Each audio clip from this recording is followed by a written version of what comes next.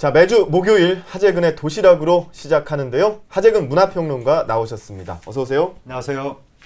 오늘만 지나면 이제 새해가 시작이 되는 건데 2015년 이제 마지막 날을 맞아서 서울의 다양한 모습을 좀 짚어보는 특별한 시간을 준비를 했잖아요. 네. 저희가 2015년에 달라진 서울의 모습 어떤 것을 좀 제일 먼저 꼽을 수 있을까요? 일단 인구 분포의 변화가 생겼는데 거의 한 반세기 동안 우리가 서울로 모두 다 서울로만 모이는 그렇죠. 그런 인구 분포에서 지금 거꾸로 서울에서 경기도, 서울 외곽이나 경기도로 이제 빠져나가는 그러한 식의 이제 역변화가 발생했는데 네. 작년 1월에서 8월까지 작년에 이제 5만 5천 명 정도가 서울에서 경기도로 순유입. 그러니까 뭐 전출 전입 이걸 플러스 마이너스 다 계산해서 순유입이 5만 5천 명 정도였다면 올해는 같은 기간 동안 7만 1천 명 정도 훨씬 많은 분들이 경기도 쪽으로 빠져나간 거죠. 특히 2기 신도시 이쪽으로 지금 많은 분들이 빠져나가고 있는데 동탄 1만 6천 가구, 위례 한 4만 3천 가구, 이제 4,300 가구, 또 광교, 판교, 김포 이런 곳으로 지금 많은 분들이 빠져나가고 있고 앞으로 이제 서울시하고 경기도를 잇는 광역 교통망, 대중교통, 뭐 지하철이라든지 버스라든지 이런 것들이 더 많이 확충이 되면 더욱 더 많은 인구 분포의 변화가 있지 않을까 그렇게 좀 예측이 됩니다. 예. 인구 분산과 함께 서울의 교통 환경도 2015년에는 크게 변화가 있었다고요? 네. 지하철이 일단 그 지하철 9호선의 2단계 구간이 올해 3월 달에 이제 개통이 돼서 서울 그 한강 이남 지역의 동서 연결이 굉장히 원활해졌는데 언주역, 선정릉역, 삼성중앙역, 봉은사역, 종합운동장역 이런 역들이 새로 생기면서 특히 이제 강남 지역에서 교통이 매우 좋아졌죠. 대중교통이. 그러면서 이 지하에서 지하철 연장으로 여러 가지 시민들의 운행이 편해졌다면 지상에서는 고가도로의 어떤 철거라든가 혹은 폐쇄 이런 것들로 시민들이 보행자들이 걷기 좋은 도시 이런 쪽으로 지금 많이 변해가고 있는데 특히 서울 한복판에 그 있던 서울역 주변 그 고가도로 그 서울역이라든가 그 숭례문이라든가 그 근처에 있던 고가도로가 지난달 요번 달 13일 요번 달 13일에 폐쇄가 됐고 이 고가도로 같은 경우에는 서울역 7017 프로젝트에 따라서 앞으로 이제 차가 다니지 않는 대신에 사람이 거기 위에 다니는 공원으로 도심 공원으로 이제 탈바꿈이 될 예정이고 근데 이게 수십 년 동안 도심에 있던 도로가 사라진 것이니까 아무래도 좀 교통 혼잡이 있을 수밖에 없지만 그래도 일정 시간이 지나면 결국에는 이제 사람들이 여기에 적응하게 되면서 교통 문제도 어느 정도는 해결이 되지 않을까 좀 기대가 됩니다. 이 서울시와 25개 자치구는 도시 미관을 또 바꾸기 위한 노력도 했는데요. 꾸준히 전개해온 대표적인 사업 어떤 것들이 있을까요? 간판을 간판. 서울이 세계 유력 그 선진국 도시들에 비해서 간판이 너무 무질서하다. 이러한 지적이 수십 년 동안 있었는데 올해 같은 경우에도 뭐 항상 하던 일인데 올해도 여전히 그 간판 미화 작업, 개선 작업 이런 것들이 이루어져서 특히 이제 강남구의 삼성로, 언주로, 도곡로, 논현로 이러한 지역들에 간판 개선 사업을 통해서 무질서한 간판이 정리가 되고 그리고 형광등 간판이 LED 첨단 간판으로 바뀌는 변화가 있었고 그리고 서울의 외국 관광객들이 정말 밀물처럼 밀려드는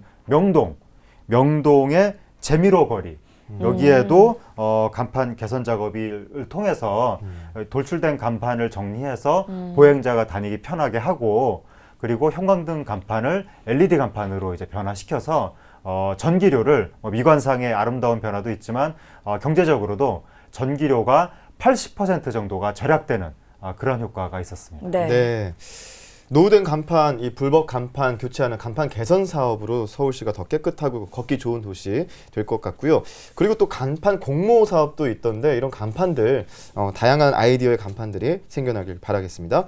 그리고 앞서 그 평론가님 말씀하셨던 것 중에서 서울시가 자동차 위주의 도시에서 이제 사람 중심의 도시로 재생된다. 그러니까 보행자 위주의 도시로 재생되고 있다. 이런 말씀하셨는데 그러면 보행자를 위한 길 많이 생겨났을 거 아니에요? 어디에 좀 많이 생겨났나요? 예, 보행자 전용 도로가 지금 많이 생기고 있는데 청계천길, 그리고 해화동 대면거리, 그리고 마로니에 길, 이런 길에 이 주말에 차량 통행이 금지되는 보행자의 길이 생겨났고, 그리고 인사동길, 그리고 명동 차 없는 거리, 여기 같은 경우에는 주말에만 통제하는 것이 아니라 날마다 매일 오전 10시부터 밤 10시까지 차량이 통제가 되니까 이제 낮 시간대하고 저녁 시간대는 자유롭게 보행자가 다닐 수 있는 거죠. 그리고 서울 종로의 관철동길, 그리고 대학로 8길, 여기 같은 경우에는 1년 내내 하루 종일 차량이 통행이 되지 않는, 그래서 완전히 보행자를 위한 그런 길이 됐고요. 이렇게 보행자를 위한 길이 생겨나면 여기에 이제 많은 분들이 이 지역으로 모입니다. 그래서 그것을 통해서 뭐 단지 뭐 사람이 편한 데서 그치는 것이 아니라 이제 경제적인 효과까지 발생을 해서 이 지역 경제가 살아나는 그런 효과가 있는데, 대표적으로 관철동 같은 경우에 한때 저는 상권이 조금 옛날에 거기가 막 사람들이 밀물처럼 밀려들어서 젊은이의 거리라고 했었는데 최근에 좀 주춤하는 양상을 보였다가 이제 보행자의 길을 조성하고 뒤에 또 청계천이 정비가 되고 이러면서 관철동 상권이 다시 살아나고 있습니다. 이렇게 이제 시민들한테 보행자를 위한 길이 좋은 반응을 얻고 있기 때문에 내년에는 또 덕수궁 돌담길이 매일 차량이 다닐 수 없는 거리로 조성이 된다고요? 예, 덕수궁이 대한문 앞에서 정동 분수대까지 한 300m 정도 되는 구간을 내년에 서울시가 좀 검토를 통해서 전면적으로 매일 낮 아침 10시부터 밤 10시까지 차량이 통행이 금지되는 보행자 전용 도로로 바꿀 것을 지금 검토하고 있는데 여기가 지금 현재도 평일 같은 경우에 오전 11시 반부터 오후 1시 반까지, 그러니까 점심시간대에 지금 보행자를 위한 길로 운영을 하고 있는데 그렇게 딱 점심시간에만 그렇게 운영을 하는 것으로도 벌써 일일 그 보행 인구가 하루 약 5% 정도, 그 전까지 한 4,900명 정도에서 지금 한 5,200명 정도로 늘었다고 하니까 이것을 오전 10시부터 밤 10시까지로 확대할 경우에 더욱 많은 보행자가 모여들면서 이 지역의 상권도 또 살아나지 않겠느냐, 이렇게 좀 기대가 되고 뿐만 아니라 여러 가지 또 이 보행자 도로 지정뿐만 아니라 그 외에 정동거리 활성화, 이러한 계획들이 현재 추진되고 있습니다. 그렇군요. 이제 서울시의 교통정책 패러다임 자체가 자동차 중심에서 사람 중심으로 변화를 하고 있는데 이 변화 과정도 있었을 것 같고요. 그리고 또 부작용도 있을 것 같은데 여기에 대해서 말씀해 주신다면요. 그러니까 기본적으로 우리나라 도시의 성격을 바꾸는 건데 그러니까 서구 같은 경우에는 사람이 우선이고 자동차는 그 다음이고 근데 우리나라는 무조건 자동차 위주. 자동차길이 먼저고 사람 다니는 길은 거의 심지어는 만들지도 않는, 옆에서 이렇게 자동차가 지나면 이렇게 막 힘들게 피해가야 되고, 이런 걸 당연하게 우리가 생각하면서 수십 년 동안 살아왔는데 이제는 서구 선진국처럼 사람이 우선이다, 보행자가 우선이다, 이런 쪽으로 바꾸는 게 전 현재 서울시의 가장 핵심적인 교통 정책이 되는 것이고요. 그러니까 그것을 통해서 인도 10계명 이런 것도 만들었고, 그리고 이제 신호등이라든가 가로등이라든가 뭐 표지판이라든가 이런 것들을 통합해서 사람이 이 길거리 다니는데 뭔가 좀 걸리는 것이 없게끔, 방해물이 없게끔 그렇게 만드는 작업을 하고 있고, 그 다음에 이 걷는데 방해가 되는 것 중에 하나가 도로에 수많은 턱들, 턱이 많으면 이게 문제가 많이 생기는데 그런 것들을 다 지금 그 턱을 낮춰서 이렇게 자연스럽게 경사길로 만드는, 교통 약자들도 장애인 같은 그렇죠. 특히 이제 휠체어 타고 다니는 분들은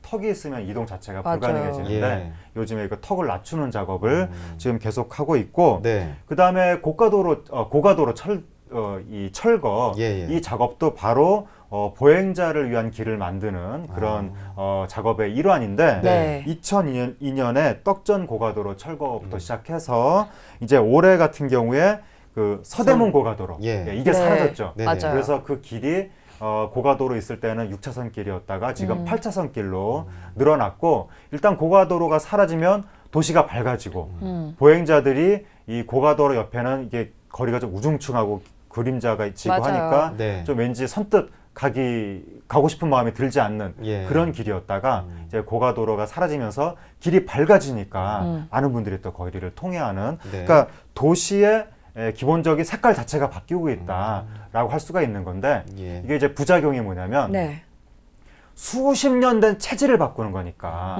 사람이 체질을 바꿀 때도 엄청난 이 고통이 따르게 마련인데 천만이 사는 도시의 체질이 바뀐다는 것은 아무래도 당분간은 진통이 있을 수밖에 없는 거죠. 그렇죠. 하지만 어쨌든 서구 선진국 수많은 도시들이 다 보행자 중심으로 운영되고 있기 때문에 서울도 선진화를 위해서는 결국에는 사람 중심, 보행자 중심으로 갈 수밖에 없는 것이 아니냐. 다만 교통 약자들하고 이 생계를 위해서 반드시 차를 타고 이제 그 짐을 날라야 되는 분들 이런 분들을 위해서는 편의 시설을 어떻게 만들 것인가 그런 부분들만 조금 보완하면 될 것 같습니다. 네, 2015년에 서울시가 시행한 여러 사업 중에 또 국세청 별관 철거도 큰 화제가 됐었죠.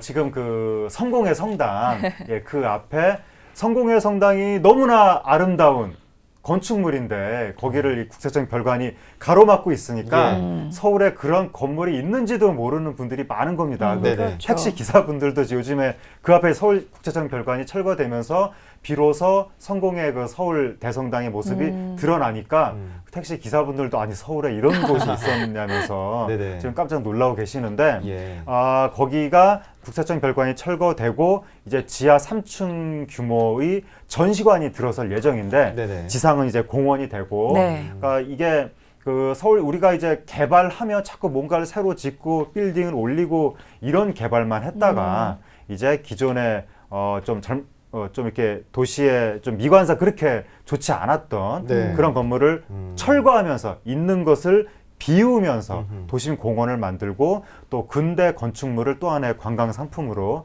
또 도시 미관상의 어떤 좋은 요소로 활용을 하게 되는 이거 또 하나의 도심 재개발의 긍정적인 요소 아니냐.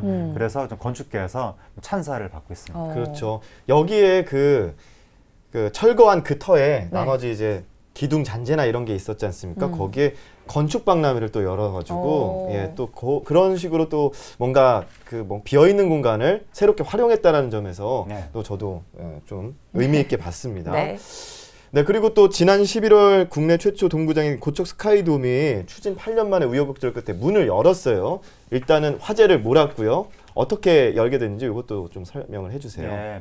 이게 이제 오세훈 시장 시절에 서울 동대문 야구장을 이제 못 쓰게 되니까 그것 때문에 야구계에 여러 가지 이제 반발이 있었고 그래서 아마추어 야구장을 만들겠다라고 해서 고청에 이제 고척의 부지를 선정했는데 그게 갑자기 돔구장으로 이제 그 사업 그게 바뀌면서 중간에 설계만 6번이 바뀌고 설립 비용도 다섯 배가 늘어나고 지금 운영 비용도 연간 굉장히 많은 비용이 들어가야 돼서 지금 어제도 한 신문에서 문 열자마자 애물단지 된 거 아니냐 뭐 그런 식으로 또 신문에서 칼럼이 나왔는데 여기가 돔구장을 할 만한 부지 이 넓이가 아닌데 돔구장을 만들다 보니까 너무 협소하다. 그래서 위로 올라가면 지금 이 경사도가 너무 가팔라서 지금 위험한 거 아니냐. 그래서 동구장 노래를 불렀던 야구 해설위원도 고척돔은 제대로 된 동구장이 아니다 뭐 그런 얘기를 하기도 했는데 그렇기 때문에 내년 3월 프로야구 개막 전까지 계속해서 현재 지금 보완 작업이 이루어지고 있는 중이고 근데 근본적으로 부지의 협소함이라든가 교통의 문제 이런 것들이 있기 때문에 결국에는 제대로 된 동구장이 좀 세계적인 도시 서울에 필요한 거 아니냐 그런 얘기가 다시 나올 수밖에 없는 거죠. 그래서 지금 박원순 서울시장이 잠실에 제대로 된 동구장을 또 만들겠다고 해서 상당히 그 부분이 야구계의 주목을 받고 있습니다. 네, 그렇군요. 자, 이번엔 2016년 새해 첫 일출을 서울에서 볼 수 있는 곳들 알아보겠습니다. 내일 서울 일출 예정 시간이 보니까 오전 7시 47분이더라고요. 네. 저희 서울에 오늘이 8시에 시작을 하는데 그러니까 일출을 하고 저희가 조금 후에 시작을 하는 거죠. 도심에서 보는 해돋이 장소 어디가 있는지 설명 부탁드릴게요. 기본적으로 남산이죠. 남산 네. 바로 옆에 있네요. 예, 남산. 예, 서울 한복판에 있는 남산 그 팔각정 공원, 팔각정 맞습니다. 앞에. 예. 여기는 뭐 외국인들까지 수많은 외국인들이 밀려들고 거기 가면 또 이제 그 사랑의 자물쇠 뭐 네, 이런 것도 있고 맞아요. 네. 여기는 이제 수많은 분들이 가실 것 같고 네. 또 다른 유명한 곳이 인왕산 청운공원. 예, 여기에도 많은 분들이 가실 것 같은데 여기는 이제 장소만 있는 게 아니라 이벤트도 있습니다. 네. 여기 해맞이 할 때 새해 소망 가운 써주기, 네. 풍물패 한마당, 한국 무용, 또 대고각 북치기 이런 행사들까지도 펼쳐질 예정입니다. 네. 네, 그렇군요. 아, 그런데 제가 두 분께 퀴즈 하나 낼게요. 그 서울에서 해가 가장 먼저 떠오르는 산이 어딘지 아세요? 어딘데요? 네, 아차산이라고 합니다. 아, 예. 가장 동쪽에 있기 때문에 아차산인데요. 저희 내일 TBS가 그쪽 아차산으로 가서 해맞이 그 풍경을 전해드린다고 하니까 아, 시청자 그래요? 여러분들도 참고하시면 되겠고요. 네. 자, 자연과 어우러진 서울 도심 인근에서 해맞이를 보고 싶다면 또 어디를 추천할 수 있을까요? 도심 인근은 네. 일단 응봉산 팔각정. 네. 예, 응봉산 팔각정에 올라가시면 한강, 서울숲, 잠실 다 보이니까 한강이 남쪽으로 쫙 펼쳐지는 거죠. 네. 여기에서 일출을 상당히 좀 좋은 모습을 보실 수가 있고 네. 그 다음에 안산 봉수대 네. 여기도 상당히 괜찮고요. 그 다음에 개화산 해맞이 공원 여기에도 그 서울 거의 저녁에 보이기 때문에 많은 분들이 가시면 좋을 것 같습니다. 네. 그러면 계속해서 도심에서 벗어나서 외곽에서도 이제 해맞이를 볼 수 있는 장소 소개를 좀 해주시죠. 외곽은 도봉산이죠. 네, 수많은 분들이 네. 일요일마다 가시는 도봉산에서 그 천축사라는 절이 거기 사찰이 있는데 네. 천축사까지 올라가는 등산 행사가 해맞이 행사가 있을 예정이고요. 네. 그 다음에 불암산, 예. 불암산에서도 산 중턱의 헬기장에서 여러 가지 행사와 함께 해맞이를 보실 수 있는 그러한 이벤트가 있고 그 다음에 일자산 여기에서도 뭐 여러 가지 풍물 공연이라든가 네. 소원 성취 기원 여러 가지 행사들 이런 것과 함께 해맞이를 보실 수 있습니다. 네, 그렇군요. 또 오늘 밤에는 11시 30분부터 1시간 동안 보신각에서 제아의 종 타종 행사도 개최되고요. TBS에서 특별 생방송 되니까요. 오늘 행사에 수백만 인파가 몰리는 것이 예상되는 만큼 안전사고에 각별히 조심하고 저희 TBS를 통해서 제아의 종 타종 행사 함께하면 좋겠습니다. 하재근의 도시락 오늘은 여기까지 듣겠습니다. 고맙습니다. 감사합니다.